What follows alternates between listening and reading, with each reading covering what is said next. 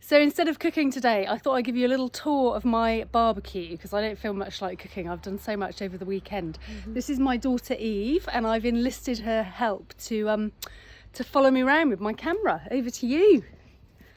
So yeah, this is my garden, and before lockdown I was in the process of setting up the Bristol Fire School to try and teach people how to do fire better, basically. So I've got a lot of kit in this garden. Come over here, Eve. This is my Napoleon Kettle barbecue, and actually it's a complete kind of stalwart of the barbecue. You can do pretty much anything on there, and I love it. Look, I'm going to get grubby fingers. Come and see this bit. So it's got a really tough cast iron grate, and it's filthy. Don't look at it. You can flap it up on both sides to add more charcoal and stuff. So that's amazing. If I'm just doing a small bit of cooking for my family, just a kind of quick steak or something, I'll often just turn to that one because it's no fuss. It will heat up super quick, and I love it. Where should we go next? This one down here. So here, ooh, here's it's a little Turos kind of T1 they call it, and it's a portable barbecue, and it all clips together, and you can carry it on a handle like that. And I love this one. This one comes to festivals with us, and it sees a lot of action over the summer holidays. Not this summer, unfortunately, but soon. Right, over here, this is my Netherton Foundry fire table and chapper system with a Dutch oven.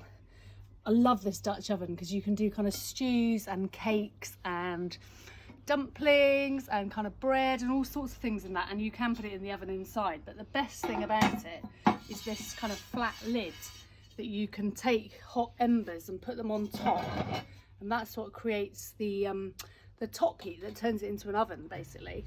And then over here, Eve, grill plate. There's an opposite one to this that's just a flat kind of chapper with no holes in it, but this is a more traditional kind of barbecuing kind of grill plate that I use for lots of stuff.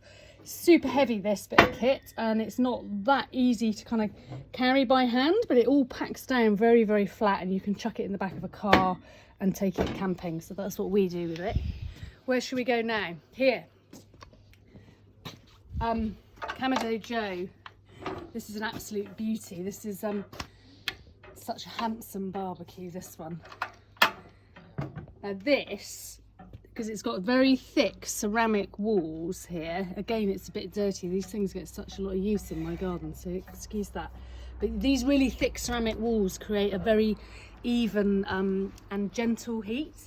And the best thing about this one, there's two things I love about this one.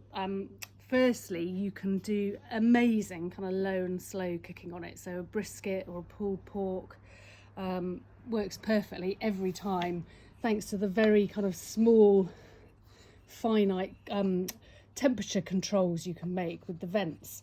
And the second thing is it's absolutely brilliant at fuel economy.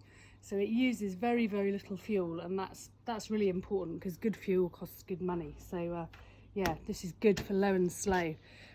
This is another one that does good low and slow stuff. It's a Napoleon water smoker. In the bottom here, there's like a trough that you fill with water, and you put a fire in the bottom, water, and then it's got 2 layers for meat. I'm not going to take it apart because I've not used this for a few months, and it might be really minging inside, and I'll be totally embarrassed. But you can have a little peek through the door if it looks rank.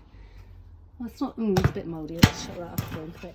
But yeah, this is really good for smoking. And also it's very good for kind of cold smoking.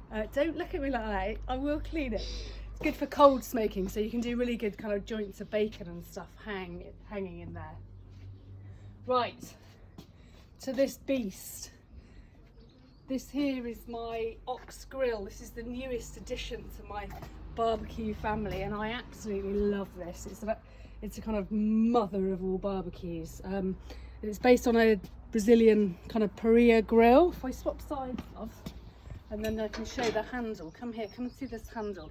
This is the best bit. I'm never going to get bored of this. You just kind of wind it up like that. So satisfying. And then you let it down, And the idea of that is that you've got complete control about how hot, how high above the food it is and how hot everything's getting. So that's fantastic.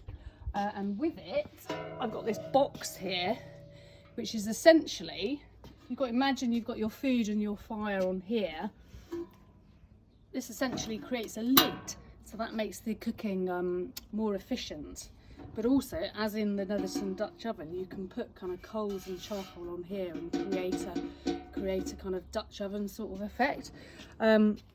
This is a Bracero basket where you can fill it with logs for kind of cooking with wood, and the embers fall down and you rake them forward to grill. And then this is just a little plancher, so you can have another fire here. Basically, it's massive and you could cook for so many people on this one. And you can hang kind of joints off here, and there's a rotisserie and all sorts of goodies.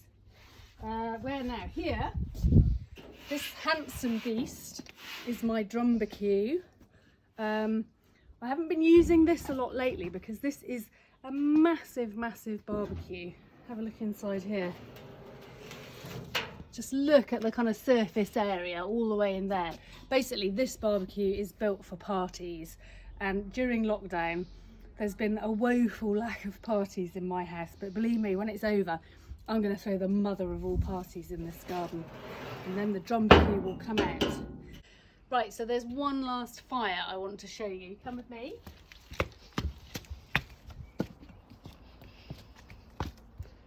This is my wood-fired oven. Now, we built this about 3 years ago, and it was a real labour of love. I've never sweated so much in my life, but it's really handsome.